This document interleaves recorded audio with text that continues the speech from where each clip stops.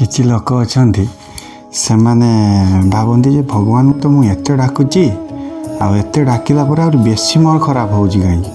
ଭଗବାନ କ'ଣ ଶୁଣୁନାହାନ୍ତି କି ସୁନ୍ଦର ଭାବରେ ଭାଗବତରେ ଜଗନ୍ନାଥ ଦାସ ଲେଖିଲେ ମୋତେ ଯେ କରେ ଆସ ଭଗବାନ କହୁଛନ୍ତି ମୋତେ ଯେ କରେ ଆସ ମୁଁ କରେ ତାର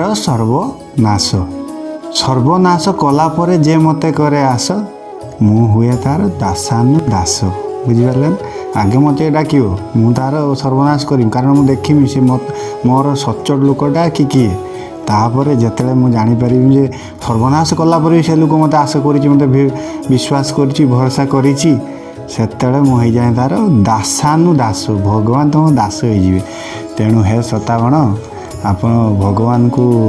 ଯେଭଳିଆ କୁଣ୍ଡେଇକି ଧରିଛନ୍ତି ସେଇଭଳିଆ ଧରିଥାନ୍ତି ଯେତେ ବଡ଼ ବିପଦ ଆସୁ ଆମ ପାଖରେ ଜଗନ୍ନାଥ ଅଛି ସେଇ ଜଗା ଅଛି ଆମ ପାଖରେ ସେହି ସବୁ କରିବ।